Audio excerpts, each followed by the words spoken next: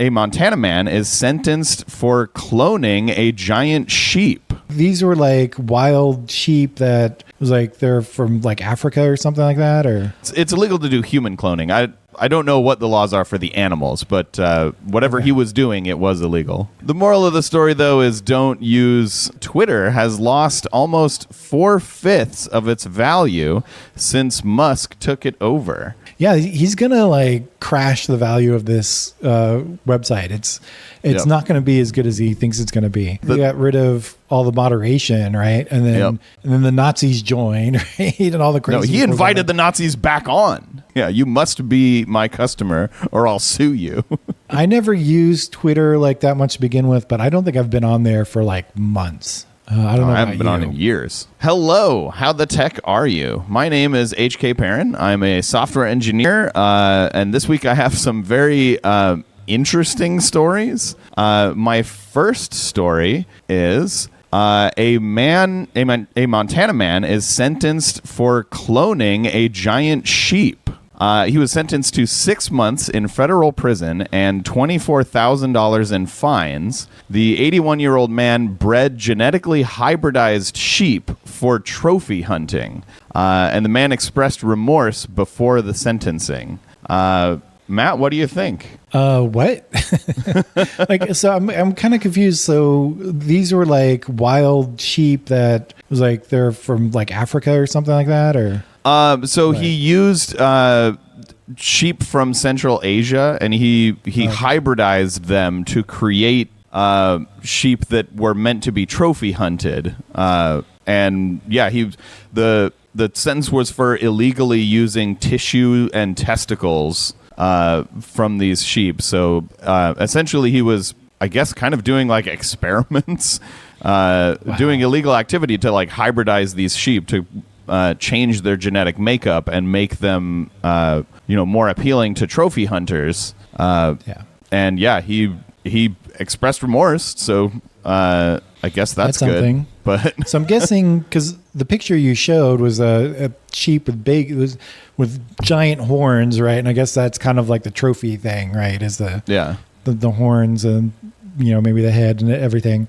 And I guess they were bigger than normal, what we would consider normal sheep, European. Yeah, I would assume that's why he was hybridizing them. The article didn't go into like specifically why he was doing this, but it is illegal to do that. It is illegal to perform cloning in the U.S. Under is that federal? Well, no, it's illegal to do human cloning. I don't know what the laws are for the animals, but whatever he was doing, it was illegal. So we don't know what the what laws applied there, because it could be like cloning, or it could be something about transferring genetic data from a whole other country or another continent, right? One of the fines that he was paying was to the U.S. Fish and Wildlife Foundation. So I'm assuming he had some sort of like whatever he was doing had some sort of negative effect on like the wildlife in that what Yeah, I'm guessing they suspected it might not be contained to his farm, right, or his ranch, right? Yeah. That's what I'm guessing is going on. Yeah, that's crazy, and I don't know. I'm not sure if I'm glad he's in jail or fined or what. You know what I mean? It's like it's not. I don't feel like it's that big of a deal, but yeah, I mean it's not human cloning, right? It's not human hybridization. Yeah. The moral of the story, though, is don't use genes from like other wild animals to create trophy hunting prey. I feel like that's definitely reasonable. Yeah. Fair enough. All right. My next story this week is that Twitter has lost almost 4/5 of its value since Musk took it over. The Nazi-friendly website called X, which was formerly the substantially less Nazi-friendly website called Twitter, was purchased by Elon Musk for $44 billion. And according to a recent report by one of its investors, Fidelity, the website is now worth a measly $9.4 billion, meaning a loss of 79% since the world's richest man began making it his own personal grievance blog. What do you think, Matt? Yeah, that's crazy, but also kind of like, duh. I remember we were talking about this before Elon actually finalized the purchase, and all of us, I don't know, like other people, I kept hearing different things from other people who were like, yeah, he's gonna like crash the value of this website. It's not going to be as good as he thinks it's going to be. In all fairness, I did hear around the time that he was buying it that it was being overvalued. Basically, he was paying too much. Well, for they it, were also didn't they say it was like overvalued by 100% or something like that? It was basically twice the value of. Yeah. So even in that case, it would have been worth about $22 billion when he bought it, and it's now worth like less than $10 billion. According to Fidelity's own valuation of their own share of the company.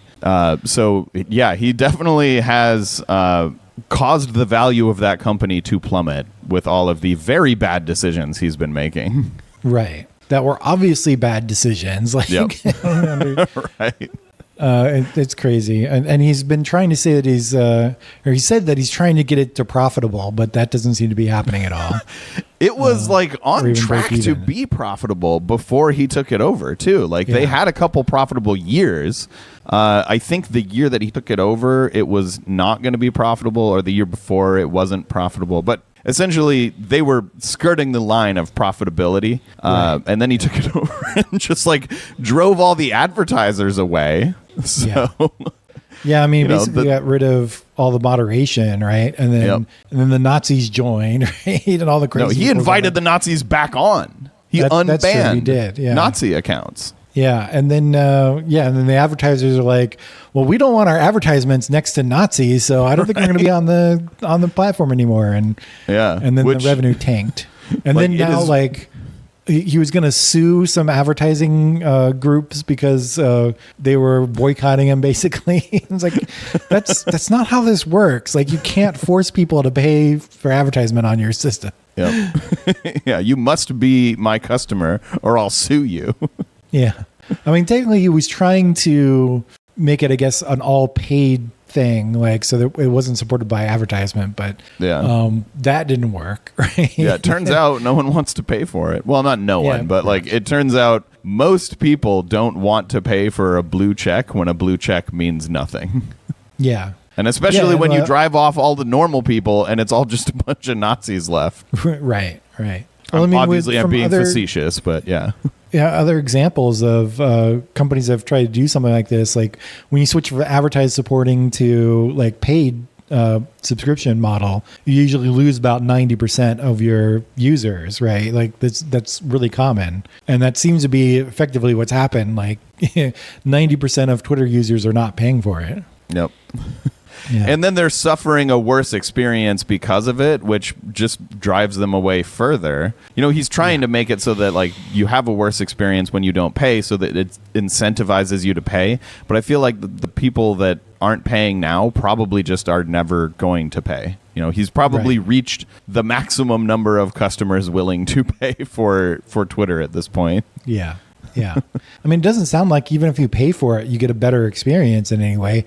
I guess the only thing you kind of get is your tweets will have a little further reach or something. That's what I hear, but not even positive about that. Yeah, it's not so much that he's making the experience of paying for it better. He's just making the experience of not paying for it worse. Right. Yeah. Which kind of makes people just not want to be on the website.